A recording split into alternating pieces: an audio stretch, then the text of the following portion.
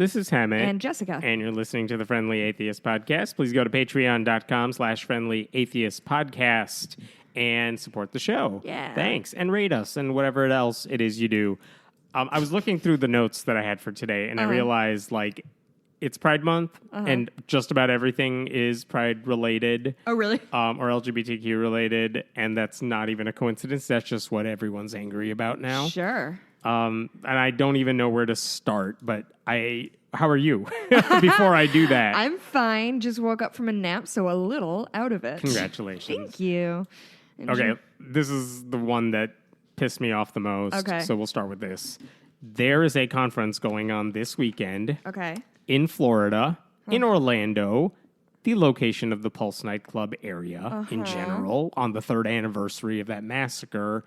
And it's being put on by, you remember Pastor Steven Anderson, the independent fundamentalist Baptist preacher who hates gay people and got banned from all of Europe on a recent trip. So that rings a bell. Yeah. So that guy is known for just, and it's not just him. There's 30 of these new IFB independent fundamentalist Baptist churches. There's dozens of them.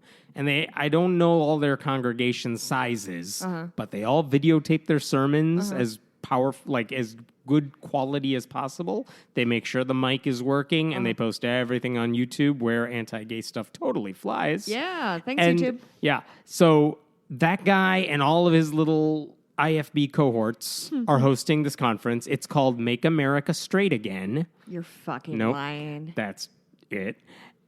So they're hosting this conference. They did not reveal the location until today because they didn't want, protesters. Jesus Christ. Because if we got to worry about people, it's the protesters and not the people who think gay people should be put to death by the government because that's what they believe. What is the matter with Here's people? some of the things some of these people have said. Steven Anderson, the headmaster of this crazy cult, he celebrated the Pulse nightclub massacre because there were, quote, 50 less pedophiles in the world. Fuck. He also said he's, quote, not going to sit here and cry about it and say it's a tragedy because it's not.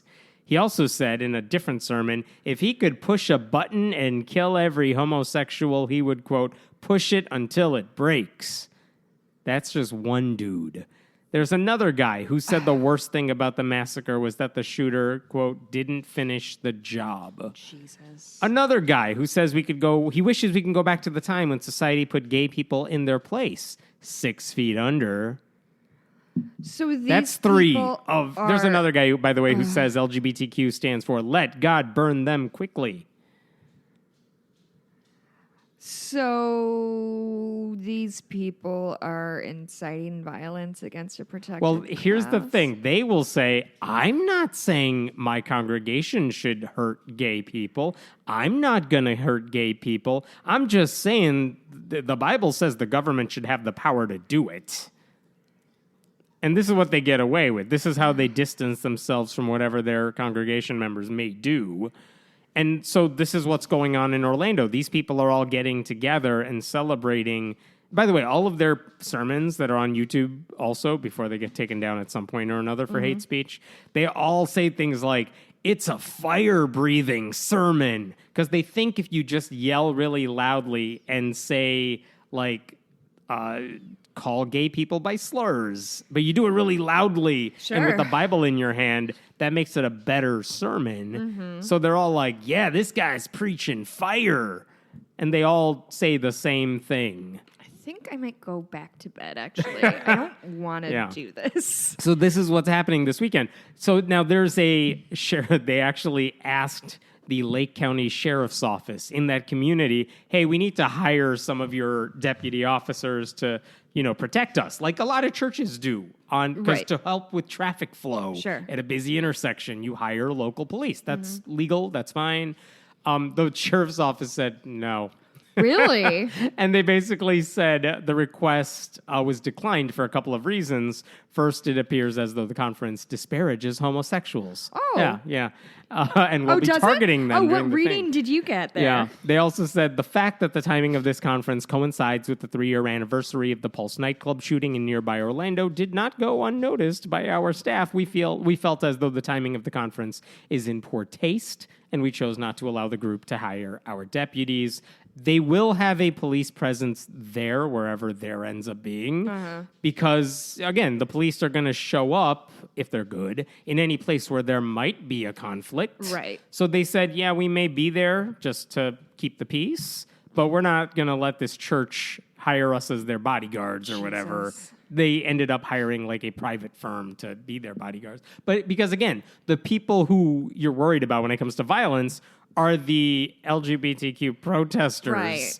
And with not their the pithy people. signs. Yeah, and not the actual Christians who are saying death to gays. Oh my God. But that's a real thing that's happening. And the weird thing is, like, I will say the news coverage has, I mean, the response has been fine. It's everyone saying, oh, dear God, these hate preachers are doing this. The local news has been like, I mean, it's happening. Let's interview the headmaster, the local, like, they're not nearly doing enough. And of course, all those people are like, what? It's a First Amendment thing. We have a right. No one's arguing you don't have a right to say it. If somebody has to make the argument that something is technically legal, then you've lost the argument. Yeah. I mean, the truth is, because they do this all the time, they say this stuff. Yeah. They just don't gather in one place and say it all the time. I actually don't think there's going to be any violence because we know what they say. We know what the protesters will say. Right. And these people are just here to rile up gay people. Because imagine if one ally or LGBTQ person like punches out a congregation member, they get to play victim too. It's like a twofer. Yeah. So they're just trying to incite violence from the other side, and usually our side is better at like picking that bait. Yeah. You know? So, I mean, I don't think anything's going to happen. But at some point, here's what I'm worried about. At some point, one of these hate preachers is going to inspire one of their congregation members to do something crazy. As if that hasn't happened already. Like, let's not pretend that people who have already been, by these guys specifically. And that's what I haven't seen it yet.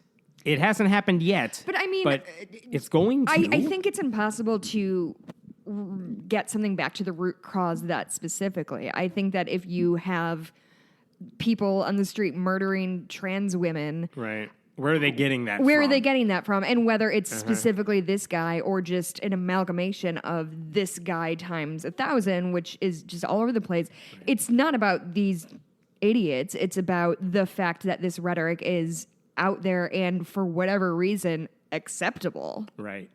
By the way, Patrick Boyle is the preacher who's on the ground in Florida. That's where he's based. Mm-hmm. Some of these guys are from other parts of the country. He actually said he wanted everyone to like bring their way. He was really hoping, because Florida's a stand your ground state, that he's like, bring things, because if the protesters incite violence, we can respond back. Wink, wink, nudge, nudge. Again, they like to talk tough. Right. They're weak in general.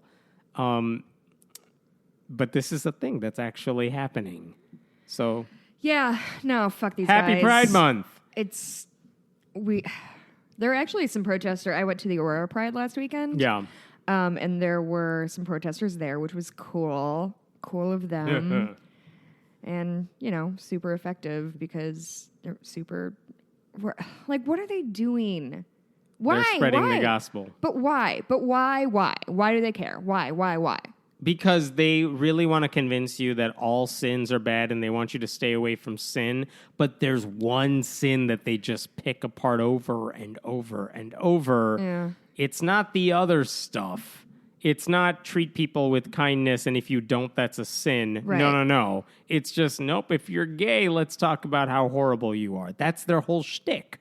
And again, when you say this with confidence, like, look, I'm better because this is what I believe, and I'm holding the Bible when I do it, there's a lot of young, like, impressionable people who are like, well, this guy sounds like he knows what he's doing. Have you seen, there's like an Onion headline that's, and it's, this guy is wrong, but he's also really loud, so who knows? Sounds about right. Yeah, that's our life right now. Anyway. Hey, you're a white woman. Have you heard of Nicholas Sparks? I have. Yeah. So did you know, because I did not know this until this week, he owns and runs a Christian school. I didn't know that. Yeah. That doesn't surprise me, per He se. he's the founder of a private Christian school called the Epiphany School of Global Studies in North Carolina. Okay. And the reason this is in the news this week is because basically one of their old headmasters for the school, his name is Saul Benjamin, he was fired years ago. He's sued the school and its board, saying, like, I was wrongfully gotten dismissed. And the reason, and now emails are coming out that were sent between him and board members and back.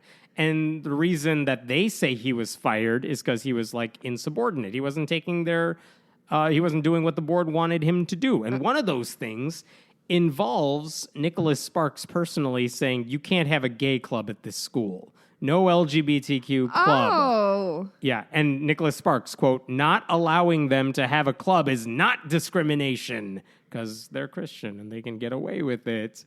So basically, no. Sparks this is from the Daily Beast, which laid out a lot of these emails. In one message, Sparks chastised the former headmaster for, quote, what some people perceive as an agenda that strives to make homosexuality open and accepted. And this is what Sparks doesn't want. And of course, the board is saying, no, we're not anti-gay. We got rid of this guy because he wasn't listening to us, and he deserved to be fired. But also, they're anti-gay. Wait, so the fact that this guy is suing is kind of tangential to the fact that Nicholas Sparks is a Yeah, homophobe? the headline is not about the trial that's going to happen later on. It's about, these emails uncovered that one of the biggest selling romance novelists, the guy who did The Notebook and A Walk to Remember and all those lovey-dovey romance stories. I'm really impressed you got two. You're welcome. He's the reason that this gay club couldn't exist, and the guy who writes all this white people fan fiction about the romance novels, there's a reason it's always the same type of couple. Yeah. Because he's really anti-gay. Yeah, under the guise he writes of a lot of Christianity. stories about straight white people, doesn't he? Yeah, I will give it up to surprised. Beth Kaplan, who writes on my site, who said, and I had not heard this description before, Nicholas Sparks is the guy whose book covers are best described as white people almost kissing. Yeah, correct. But That's I had correct. no idea about Nicholas Sparks being anti-gay, and now his emails are very clear that he is. Yeah, So there you go. I mean, I'm fine canceling Nicholas Sparks. I Walk to Remember, I read in high school, and even then I thought I was sappy. Like, There you go. with all of my high school emotions. Yeah, no, absolutely not. Fuck that guy. Another preacher who hates gay people, who I did not know, who's not connected to the Orlando people. Oh, good. Oh, but there's more There's of them? more. This guy, actually, I lie. He's part of the same IFB preachers, but I don't know if he's going to the conference, but it's a different story. So there's a guy named Greg Fritz, or Grayson Fritz, who goes by Greg. I don't know. Okay. He's from Knoxville, Tennessee. He runs a place called His All name's Scripture. Grayson and he goes by Greg? I How don't know. uninteresting is this guy? He's white. All Scripture Baptist Church. And the church, the mission on the church says, like, no homosexual will be allowed to attend or join All Scripture Baptist Church because they all wanted to. Oh, my God. Yeah. Clambering for So it. he put up a video this month that was, like, taken down by YouTube. But here's one of the things he said. And he was going off this idea that the government should have the right to execute gay people, because this is what all these people believe. He said, the Bible says the powers that be are ordained of God, and God has instilled the power of civil government to send the police in 2019 out to these LGBT freaks and arrest them and have a trial for them. And if they are convicted, then they are to be put to death.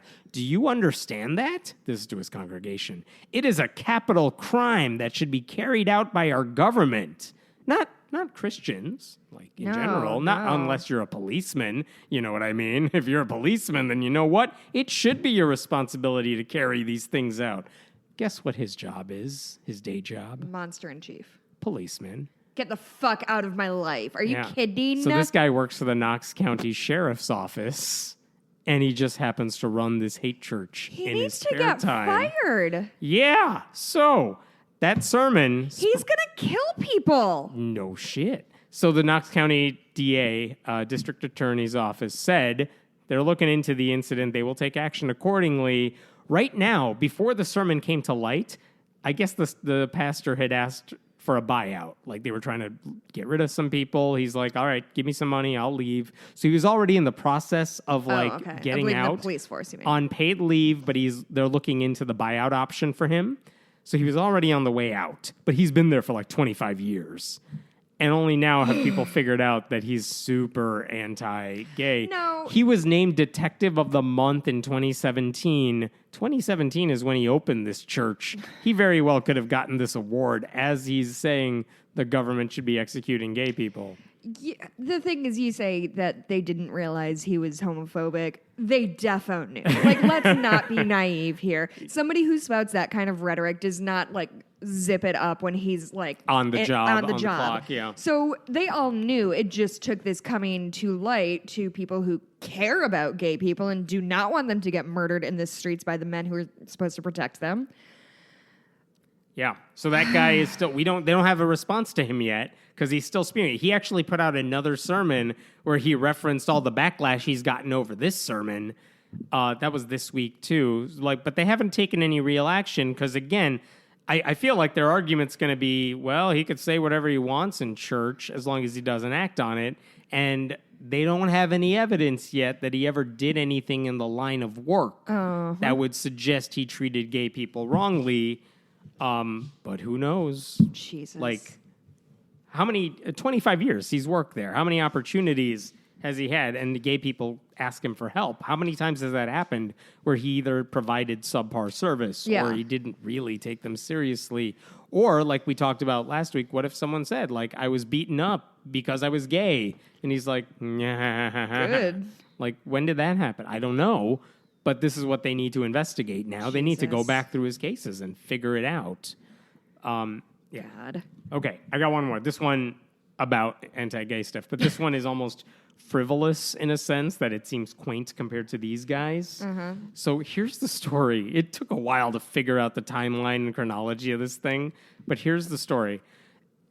In Kentucky, in Louisville, there is a local ballet, Louisville Ballet, and they put out a flyer last year for an upcoming show called, I think, Human Abstract.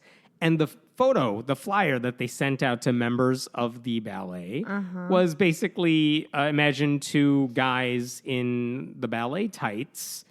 They're tight ballet tights. Like, they show off their curves of these men. Oh, God, don't move your eyebrows like that. I don't know how to describe this. But it shows two men holding hands wearing ballet tights. That's it. It doesn't show them embracing. You can come around and look at this. But it shows these two guys. They're just standing there with their backs to you.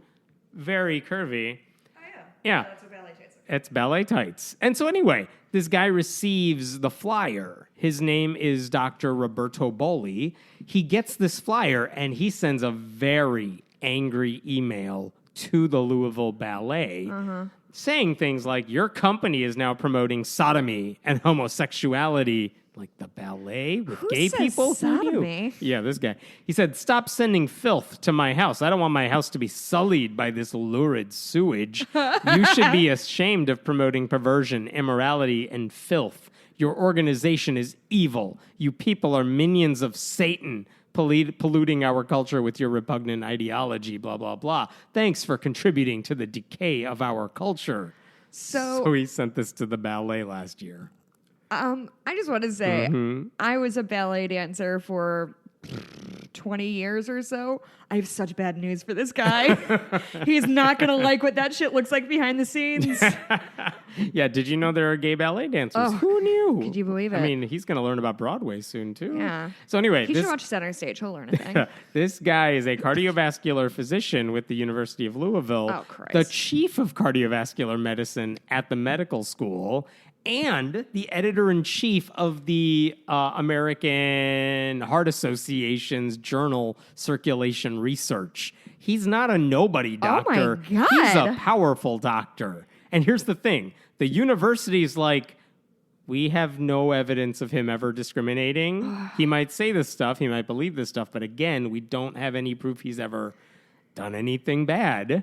Like while on the clock, right? Yeah. But the journal and the American Heart Association could say, yeah, no, we don't like your hate. We don't want it here. We don't want to be associated with you. Sure. So they said the American Heart Association has a zero tolerance policy with respect to personal conduct that conflicts with its guiding values and its commitment to an environment that embraces diversity and inclusion. Basically, you're not going to run our journal anymore. So they could get rid of him there, but he still gets the job at the university and whatnot. So this week, this all happened in the course of several months. It's like local news, but it's not big news elsewhere. Sure. But this month, he wrote his final article, like the editor's message for Circulation Research. Oh, God. He doesn't mention any of the gay stuff. He doesn't mention the controversy. He just says, look at what I've accomplished in the past 10 years. Congratulations, me. And I'm sorry that I'm leaving, basically.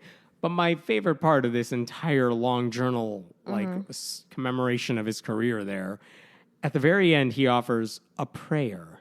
Which is really his attempt at saying, scientists, you should embrace God. Oh, my God.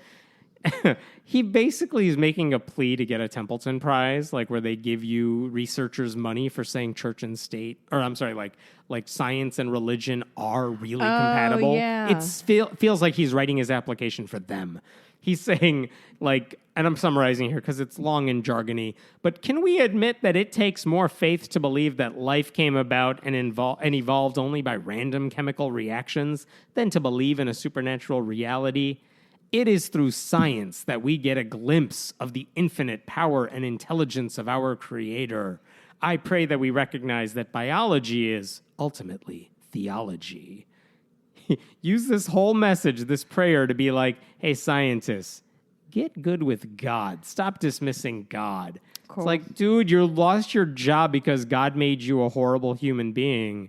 And now you're asking people to, like, stop using your reason and logic. Oh, my God. Just embrace the Christian God. That is what you all need. Now, and then he thinks he has a mic drop with this at the end. He used the word bigotry once in that essay. And it wasn't to talk about his own actions. It was to describe scientists who dismiss the supernatural. Oh, I don't know if that's he said, what he how thinks dare that we means. eschew the bigotry of rejecting non-materialistic explanations. Oh, that's not what bigotry means, my That's good totally dude. not what bigotry means. So that guy is not going to run their the journal anymore, but he still gets to keep his job at the university. So that's a thing. Wow. Aren't we full of crazy stuff today? We have to take a break Wow. from like LGBT stuff so I can talk about other stuff. Okay. Jessica Biel. Oh, She's in the news this week. I heard about this. So she's anti-vaxxer? Is that what happened? She's kind of an anti-vaxxer. Kind of? She will say, no, I'm not an anti-vaxxer, which is what all the anti-vaxxers say. So California has one of these outbreak problems where they have too many people who are not vaccinated. It's leading to outbreaks of measles and whatnot. And California says the problem in our state, one problem in our state right now is that we allow religious exemption. I'm sorry, we have medical exemptions for vaccines. That's good. There are some people who can't have vaccines for medical reasons, and that's why all the rest of us need to be vaccinated.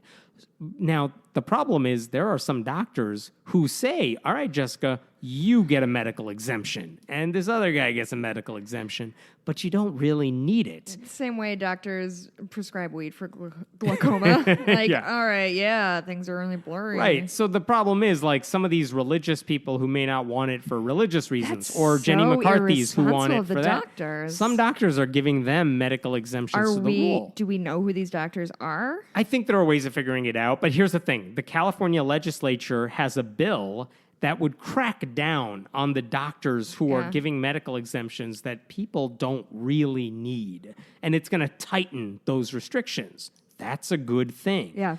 Jessica Biel, the actress who was in what? She's in Seventh Heaven and the Daredevil movie. I'll take your word and for Elektra. And I know she's married to Justin Timberlake. That's all I know about her. So she was in California this week lobbying against that bill, which would then, if she got her way, would make it easier for people to get exemptions to the rule. And her excuse was, I have my concern is that my dearest friends have a child with a medical condition that warrants an exemption from vaccinations. And should this bill pass, it would greatly affect their family's ability to care for their child in this state. No, that's literally not true, because if the kid needs a medical exemption, then he'll get one. No one is saying he shouldn't get one if he needs it. Yeah. That's the whole point. We want to cut down on the bad actors and make sure the kids who need it can get the exemptions they need. So what the hell is she talking about? But she was fighting for this, against this bill for just the dumbest reasons. And she was doing it with a guy named Robert F. Kennedy Jr., who is a Kennedy, who is known for being the crackpot conspiracy theorist who promotes anti-vaxxer propaganda. So if she's hanging out with this guy and going to lobby against a pro-vaccination bill, right? Yeah, she's an anti-vaxxer. That's what anti-vax no matter what she thinks like. she is. Like, the bill is meant to help public health. Leah Russin, who's the executive director of Vaccinate California, which is a sponsor of this bill, or at least supporter of the bill, they said, look, the kids who need medical exemptions will not have a problem getting it. Right. Medical advice should be coming from medical professionals, not Jessica Biel. Yeah. Like, stop hurting the state. Your movies have done enough. She's so anyway. The Sinner. The Sinner was pretty good as a show. I'll take your word for it, too. But this is the exact same argument that Jenny McCarthy makes, which is Jessica Biel is saying, monster. I'm not anti-vaxxer, I support parental choice. No. Parents don't get a choice in whether to protect the health of the world. Right. And I think that's always going to be the problem with people who decide that they are anti-vax, is that their point of view is always going to be, I should decide what happens to my child, which is an understandable position. In theory, that kind of makes sense. And without context. Like, yeah, that makes sense. What it doesn't account for is the fact that herd immunity is a thing, and vaccines are not useless, but leagues less effective when only portions of the population have them. You need to have everybody vaccinated. That's why we don't have polio anymore. Right. Not that they realize this. There's other... this is the thing, that because some of these diseases are not front and center and you don't see people dying from it all the time, right, these people think, well, then we don't need vaccinations because these aren't diseases we need to be protected from. Oh, that's exactly what it is. The vaccines are so good, they made themselves... feel obsolete, even though they're not. It's the reason those diseases were gone. And when they disappear, people aren't getting them as much. Right. We see the outbreaks happening. Right. That's happening now. I don't have this in front of me, but New York yesterday, I saw that. Immediately, the Senate passed a bill and Governor Cuomo signed it literally, I think, minutes after they passed it, that says there is no religious exemption to vaccines in our state that are required for school. And specifically, he was getting at like the ultra-Orthodox schools that were saying, nope, you don't need it. We're fine with it. You don't need it for our charter schools and whatnot. Yeah. And this is a way to crack down. No religious exemptions, only medical ones, and only when you need it. That's a good thing. That helps everybody. Like, there's nothing bad that's going to happen if you don't have a medical reason not to have it. So chill out. Okay. Oh, Jessica Biel, what are you doing? What is she doing? Like, why? Just why? Because celebrities think they have a right to dictate parental choice on medical issues because they have a bigger platform, therefore they are smarter than the doctors. Anyway. All right, this is the funniest, stupidest story. Okay, good. There is a Christian publisher called Group. It gets confusing. They're called Group publishers. And they make these vacation Bible school curriculums for churches to use across the country. Okay. They're one of the bigger ones. So if you have a vacation Bible school in your area, they may be using this Christian ministry's like curriculum for their Bible camp. Why are they called vacation Bible schools? Because it's a vacation when you go to Bible school during the week over the summer. Really? Is that why? Some of them are sleepaways, maybe. Oh. But anyway, a lot of people use their material. Yeah. And the new curriculum for this summer is called Roar. And it's an epic African adventure that'll get you closer to the Bible. Here's the problem with, and if you see the cover, it's Roar. Life is wild. God is good. Oh. Okay. Felt a little tacked on, but okay. So they just released it. So you can download it for like $100, $200 or whatever they charge churches for access to this material. And here's some of the problems that people have pointed out with Roar. Students, at one point, teachers are told to role play with their kids about a biblical thing that involves like an Egyptian guard and the slaves. And the kids are told to role play as the hopeless slaves, and someone else gets to be the mean Egyptian guard who yells out things like, "What are you doing? Don't you slaves know anything? You're the most hopeless slaves I ever saw. Maybe the next batch of slaves will be better." Oh, no. And the little teacher insert says, like, the goal is to teach kids how unfair life was for the slaves. Not like dehumanizing and inhumane, but unfair. Like, Sure, which is what you call dessert when you get a smaller piece than someone else. That's what slave life was like. Oh, my Christ. Then they say, hey, kids, let's learn how to say an African language, of which there are like thousands. But let's learn an African language. Here's how you do it. No! Teach kids how to do that, and then have kids introduce yourself with your new click language name. Yeah. Oh, no. Yeah. By the way, there is a language that uses clicks in it. They don't even mention the name of that language. Well, who cares? But they were like, that's like saying, hey, kids, can you roll your R's? Now you're done speaking Spanish. Like, we don't need to teach you words or the culture. It's just like... Just do something stereotypical. And by the way, also in this curriculum, there's a group of warriors called, sorry if I mispronounced this, the Maasai warriors. And if you take out of context video clips of them, you see them jumping up and down. Hey, kids, let's jump up and down and be African. Oh, no. By the way, they misspelled the name of that warrior tribe, but just told, hey, kids, imitate them. So, quote, their feet make the sound of a crazy stampede. After completing the lesson, kids are told, quote, you've been able to see some of the people in Africa and the amazingly wild things they do. No! Wild, because Africans are wild. At one point in this curriculum, Africa is referred to as a country. Sure. Oh, my God. That's honestly the least surprising thing. And there's a reaction from people calling out group publishing, and they're like, let's look at your staff group picture. Oh, God. It's Is it like white as fuck? It's a Where's Waldo where you're looking for the black person and you're never going to find it. So, like, okay, so people have been pushing back against, like, dude, what is wrong with this curriculum? There's no sensitivity to African culture here. Yeah. You're using black people as a stereotype, reducing them down to a stereotype. It's culturally insensitive. It's literally inaccurate. Right. And this is what you're getting away with? Like, what the hell is wrong with you? Fix it. They finally responded in a now deleted tweet. Oh, God. And they said things like, this was included as a way of sharing a unique, surprising, and completely different language form with the kids. It's cool. They said? And they actually said, for example, when children learn Spanish, they practice rolling their R's. They actually said that.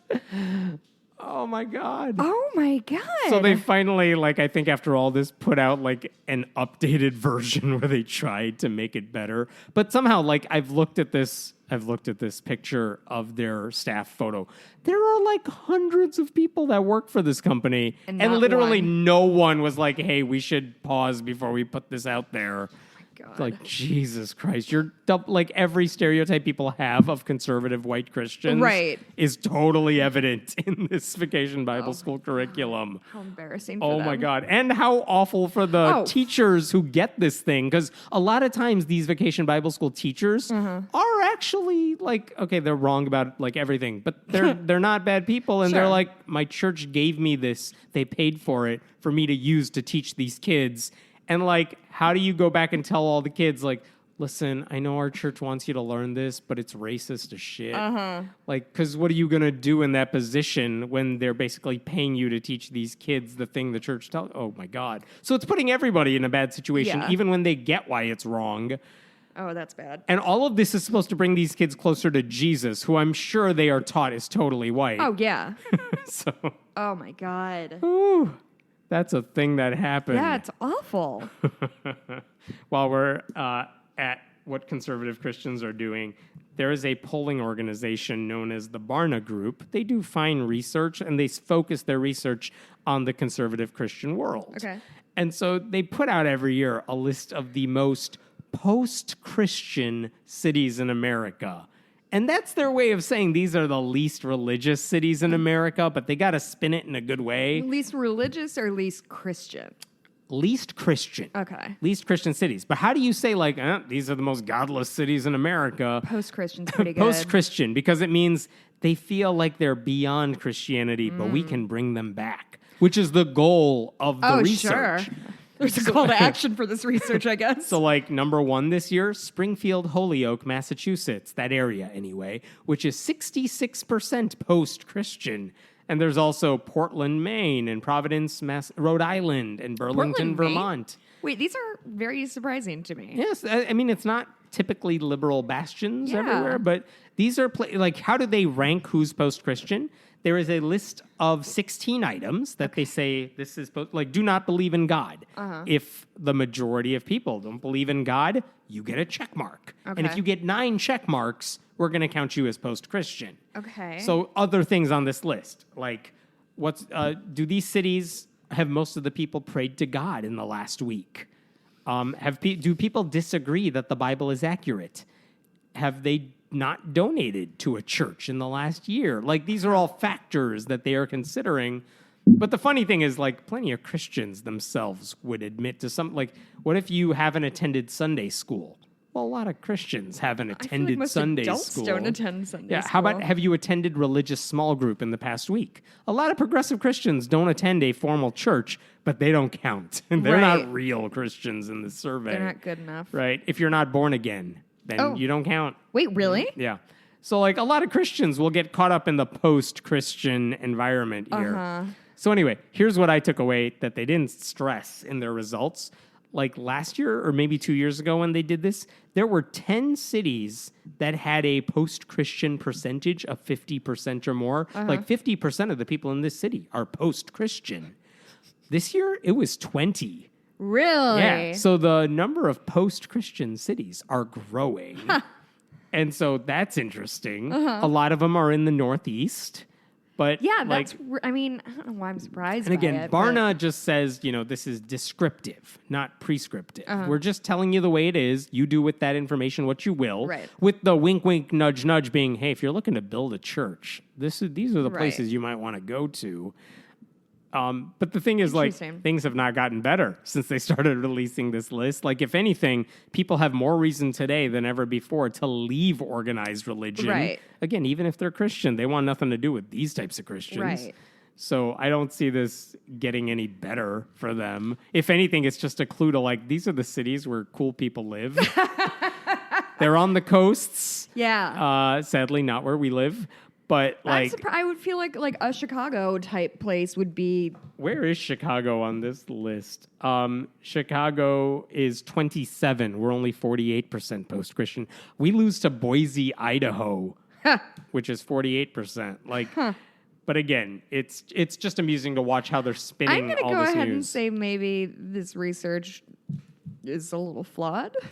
Well, it starts with the premise that you have to fit these criteria, Yeah. but then they accurately count those criteria. But if the criteria are flawed, well, then you're going to get yeah. the survey you designed. So there you go. Interesting. Do you want a totally random story? Yes. Rick Santorum is in the news this week. Why? I thought we were done with him. We're never done with him. No one's ever done cleaning Remember up when Rick Santorum. Santorum was the big bad of the Republican Party? God, the sweater vests are rebellious. Like, what a wholesome past we had that we were worried about Rick Santorum. And we should have been worried. I just didn't realize everyone would come around to making him seem liberal. Yeah. Him and a group of 13 men have launched a new company. It's called Cathio. Because remember, Rick Santorum is not an evangelical Christian. He's a conservative Catholic. He launched Cathio. Cathio? Which is Bitcoin for Catholics. Fuck you, Hemmant. How dare you make this story up and bring it to this sacred podcast? No, it's a real thing. Cathio? Cathio. So him and Matt Schlapp, who runs the organization that puts on CPAC, and a bunch of other people, they've designed this. And what's the reason? Here's what Santorum said. Quote, millennials don't carry cash. They date on apps and watch on-demand entertainment. Oh, this guy has his finger on the pulse. Yeah, we have to be there. We have to learn from successful... Did he eavesdrop in my conversation? Do you talk about on-demand entertainment? Yeah, we have to provide a universal solution that makes it easy for younger generations to engage with the church. The goal of Catholic Bitcoin is to make it easier for young people to give money to the church. Which, first of all, no, the people who go to church are the people who can't turn on their phones. Yeah. Two, no one's spending Bitcoin. That's the problem with Bitcoin. Yeah. You hold on to it and hoard it in the hopes that it'll become more useful. But, no one's spending Bitcoin for real. Can I confess something? Yes. I have no idea what Bitcoin is. I do not want you to explain. I once had $100 of Bitcoin. I no longer have $100 of Bitcoin. I've written articles about it. I've listened to podcasts about it. I do not understand it. But you're asking the most conservative church with the most conservative members to use the most liberal type of thing that they clearly don't understand either, because they think young people are going to get an app that has Bitcoin and then donate it to the church. You're adding an extra, just ask for cash. It's so much easier right now. He's not wrong. We don't carry cash. If Rick Santorum said, give me your credit card number, kids, it would be more sensical than whatever they are trying to do right now. This is wild. And if you're trying to reach out to younger people, here's a short list of what they could do. You could end the anti-gay bigotry. You could stop punishing women who are rape victims. You could support birth control. You could banish predatory priests. You could stop the molesting. Bitcoin is not on that list of priorities for young people, and why they're... No one has ever said, well, I would have gone to church this weekend, but not enough Bitcoin. Yeah, or I would have donated, but I didn't have enough cash. Should they have a little dip machine? I had so much money in my millennial pockets. But I was just waiting for the app to roll around. Oh, Christ. It's the dumbest reason. My favorite comment on one website that was talking about this is just another brown stain on Santorum's reputation. Gross. I hate it. Oh, my God. So that's a thing. Can I talk about my one thing that I'm bringing to the table today? Yes. So do you know who Rick Wiles is? Rick Wiles is this end times preacher who's the world's gonna end. He's also an anti-Semite, by the way. Oh, cool. Totally rips on Jews on his True News show every time. That's neat and fun. Yeah, so this guy is one of those, I'm sure most people haven't heard of him because he's not overtly political, but he is one of those right-wing Christian figures who always says crazy shit. Yeah. And he does have a following of sorts. Sure. And you're a vegetarian. I am. Have you tried the Impossible Burger? No, I actually want to try the fake burger that supposedly tastes like meat. Yeah, I would really like to try it. I would try that. I tried to order it. Are you ready to... From where? Well, I'm going to tell you. I'm prepping you because you're going to call me the whitest person you know again. Whole Foods? No, it was in the Mall of America in the Hard Rock Cafe. You're right. You found a way to get whiter than Whole Foods. And I ordered it. You were going to, or you did? I ordered it, but they were out. Oh, okay. I was really bummed. I really wanted to try it. But all these restaurants are starting to pick it up, so it's going to come here soon. Fast food joints are picking up, which is cool. And I'm very much pro Let's give it a shot. Less cruelty to animals. Yeah. If it tastes the same according to meat eaters, then good, make the switch. It's good for everybody. Right. Rick Wiles has some thoughts. I'm just going to go ahead and read verbatim what he said. How did he find a way to turn meatless burgers into something bad for Christians? When you go to your favorite fast food restaurant, you're going to be eating a fake hamburger. You're going to go to the grocery store and buy a pound of fake hamburger or a fake steak, and you won't know that it was grown in some big corporation's laboratory. First of all, I know everything that I eat at a fast food restaurant came from a big corporation's factory. That is not the problem for me when I need convenience and food. This is the nightmare world that they're taking us into. They're changing God's creation. Why? Because they want to be God. God is an environmentalist. He takes this very seriously. He created this planet, he created the universe, and he's watching these Luciferians destroy this planet. I haven't read this part yet. Luciferians, I love that. That's new. Like, I have problems with the fast food CEO types. Like, yeah, they do a lot of damage. Not because of meatless plants. Yeah, that's not what we're... Meatless plants. Whatever the hell, meatless patties. Like, of all the reasons to, like, slam the leaders of McDonald's. Right. This is not the one. Right. So they're Luciferian. They're satanic. To destroy this planet, destroy the animal kingdom, destroy the plant kingdom, change human DNA. Because when you eat a burger, it changes your DNA. Why, Hammett? They want to change human DNA so that you can't be born so you can't be born again. That's where they're going with this, to change the DNA of humans so it would be impossible for a human to be born again. So if I Does eat he a mean meat... born again like born again Christian? Yeah. Or so, born again like repopulate the earth? Born again Christian, I'm pretty sure. But like, okay, so if I eat a meatless burger, it's going to change my DNA to keep me an atheist. Uh-huh. And it like... If eating a meatless burger will prevent you from accepting Christ somehow, even though I'm pretty sure a Christian could make the argument that God created those animals, let's not slaughter them, let's convert to something that is not as cruel. You could make that argument from a Christian perspective, but this guy's jumping right to it's satanic and godless, these impossible burgers. And just to round out his quote, they want to create a race of soulless creatures on this planet. So... Yes. I mean, how did he know? Yeah. Who told him? Yeah. I don't know. Did Ronald McDonald snitch again?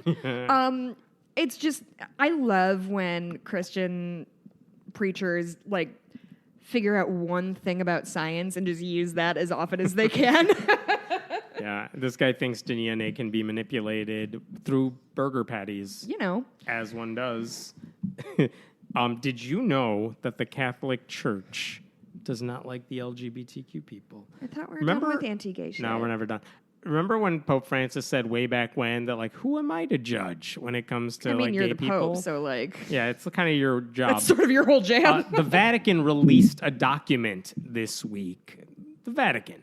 Not, like, random dude on the fringes of the Vatican. Right. But, like, the Vatican released a document called Male and Female. He created them. That's basically a long anti-trans screed. Cool. And it says things like this oscillation between male and female, as if trans people are just like, I'll flip a coin and decide what I am today. It's just this long anti-trans document, and it says anyone who, I'm sorry, this is from a pro-LGBTQ Catholic who says anyone who thinks that being transgender is a response to ideology has not spoken to many transgender people. But the Vatican has basically released this thing saying being transgender isn't a thing. It is a provocative display against so-called traditional frameworks, as if trans people are just trans to rebel.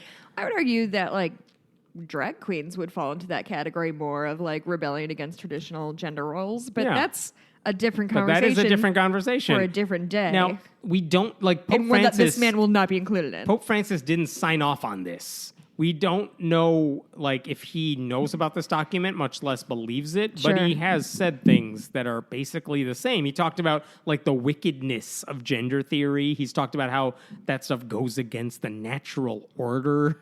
So, like, he's on the same page, even if he hasn't signed off on this document. Sure.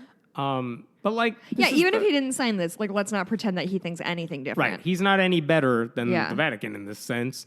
There is a group of Catholics that actually fights for LGBTQ equality within the church, which is kind of the most futile mission you could imagine. You know what? But he said the Vatican remains in the Dark Ages, promoting a false teaching that relies on myth, rumor, and falsehoods, which is true, but it's also true of Catholicism in general. Yeah, so, but listen, if he's trying to make things even slightly better for marginalized people, then I'm going to back him up. It's just a reminder that, like, the church isn't any better on any of this. No. Not today, not ever.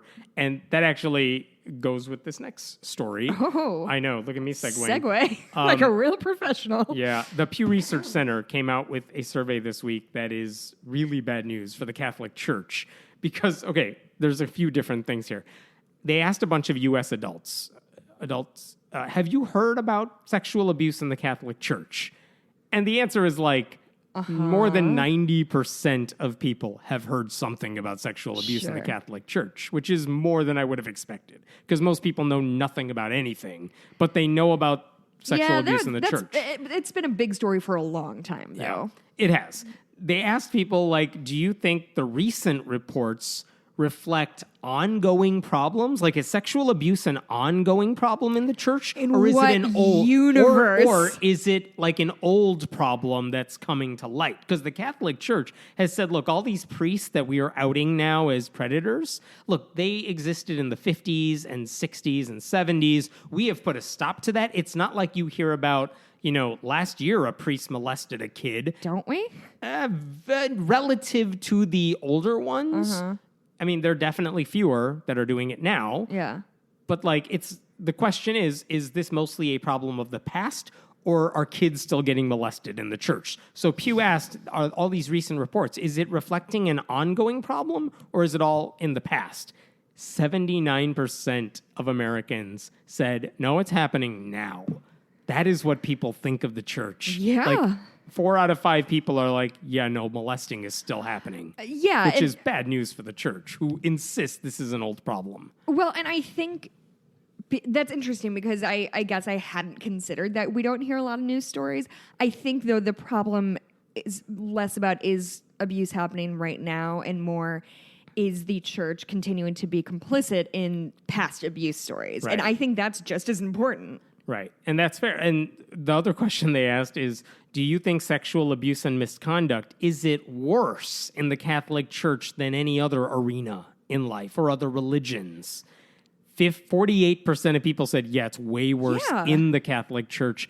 And 47% said it's equally as bad. Like, literally, there has been an argument among some Catholic defenders who are like, look, abuse happens anytime you have adults and kids mixing. Like Bill Donahue, the Catholic League, the guy who's just sitting in his basement all day, like ranting. He's like, look, abuse happens in public schools, but you don't hear about it as much as you do in Catholic churches because everyone loves picking on the Catholic Church. Like, it's not worse. You're just shining a spotlight there to make it because you're anti-Catholic. That's his view of this. That's a bad take. But according to the Pew survey, like 95% of people say the Catholic Church is at least as bad or worse than everywhere else.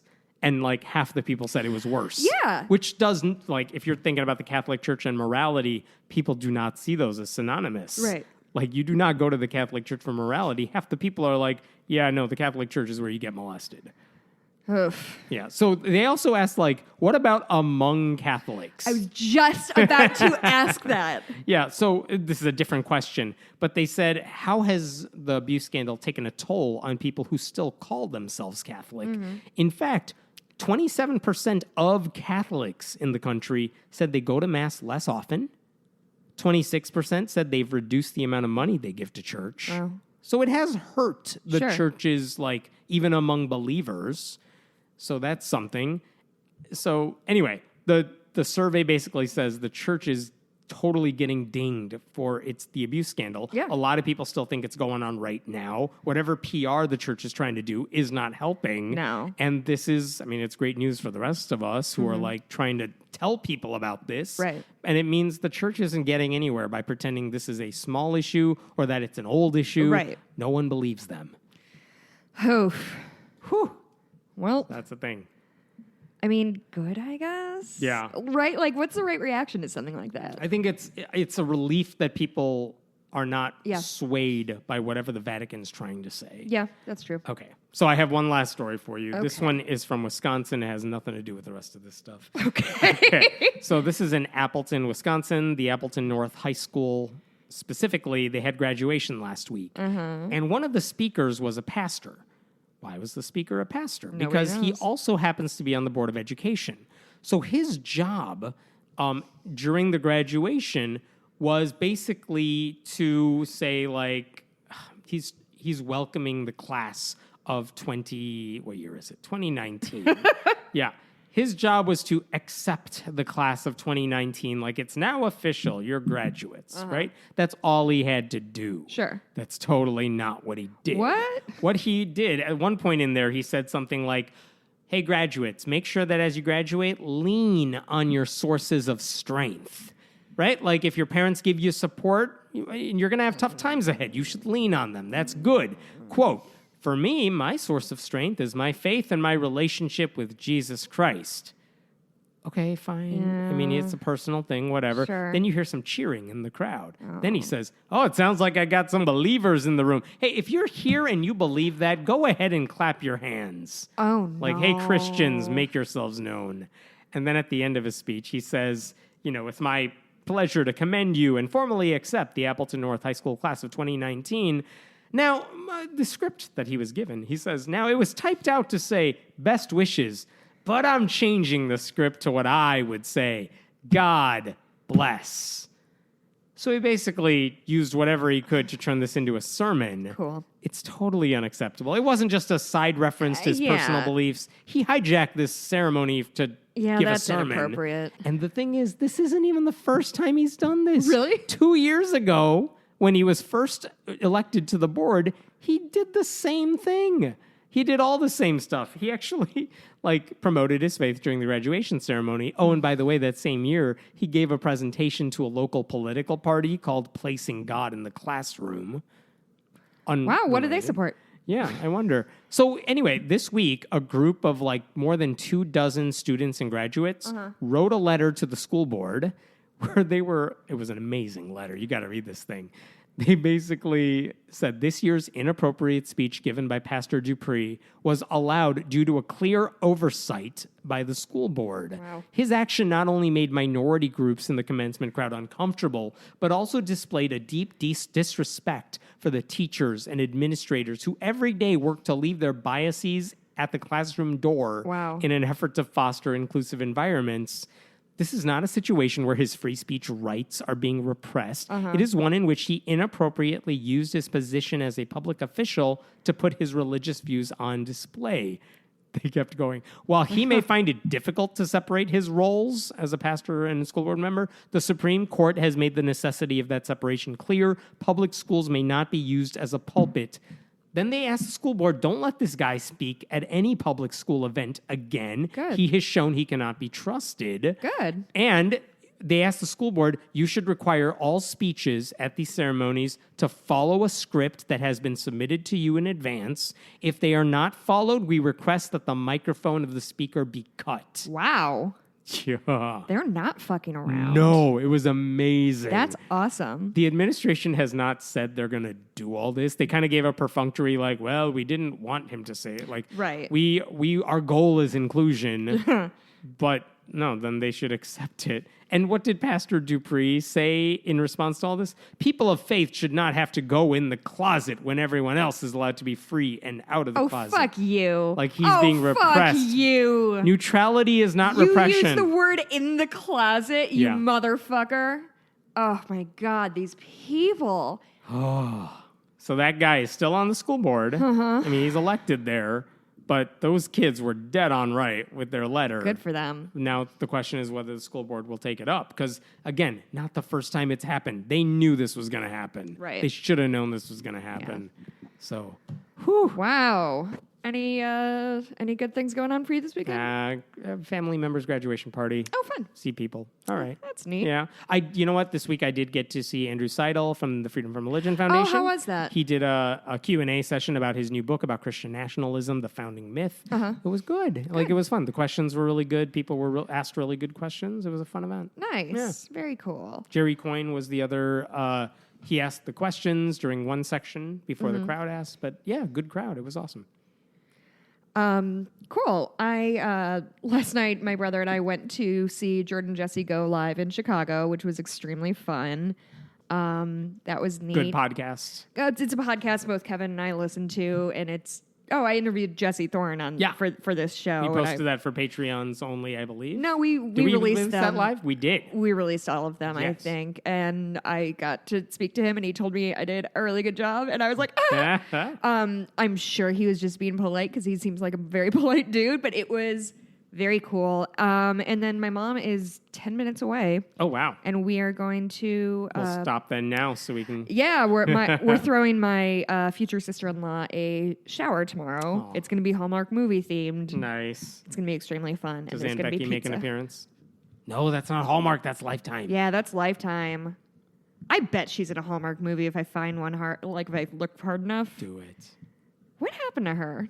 That's another podcast. Okay. You can find me on Twitter at Blueberry, BLUEBURIE. I'm at Hemant Mehta. Go to patreon.com/friendlyatheistpodcast. Yeah. If you would like to support me personally, you can go to my Etsy page. It's Bitches Get Stitched Done. And you Order can, your stuff. Yeah, order a cross stitch, order something custom. And yeah, happy Pride Month, everybody. And we'll talk to you next week. Bye.